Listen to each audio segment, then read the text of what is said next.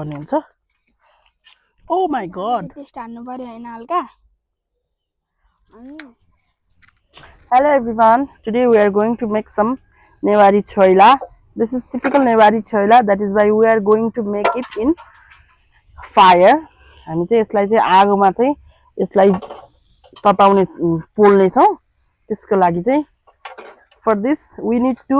skewer this. यो चाहिँ झिरमा चाहिँ राम्रोसँग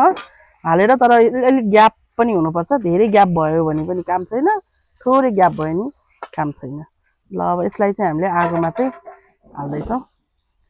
my assistance please आगोमा लाग्नु होला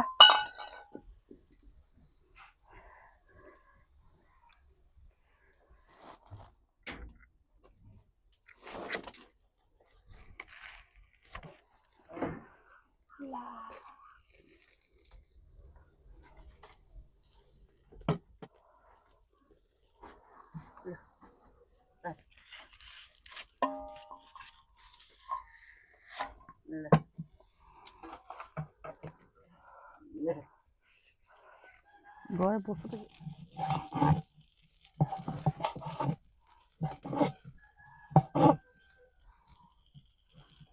ल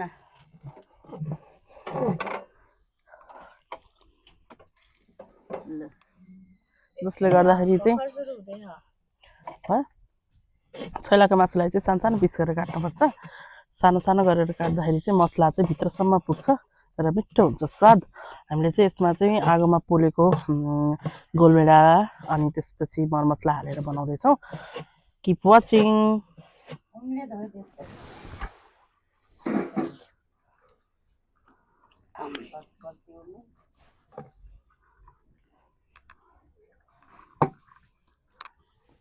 यसमा चाहिँ हामी अब जिराको धुलो हल्का हाल्छौं त्यसपछि गएर लसुन अदुवाको पेस्ट सेकुवाको मेन टेस्ट चाहिँ लसुन अदुवाको पेस्ट बढाउने हुन्छ त्यही भएर हामी लसुन अदुवाको पेस्ट हाल्दै छौं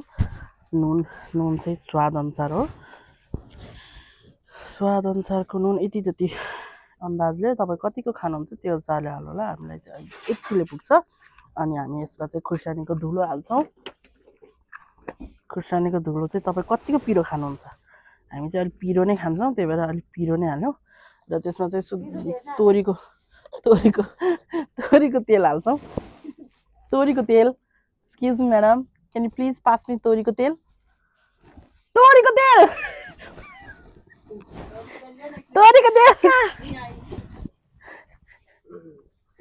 ओके अब हामी यहाँ तोरीको तेल हाल्दै छौं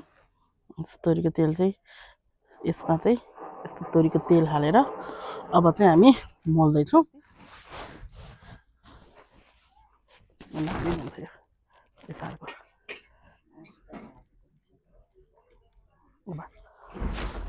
ल अब मिक्स है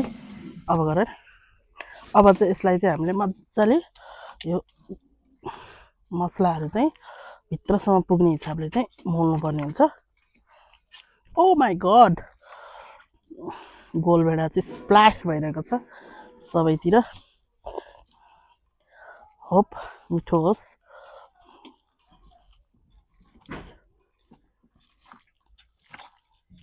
गाइस आज चाहिँ टेस्ट हान्नु पर्यो हैन हल्का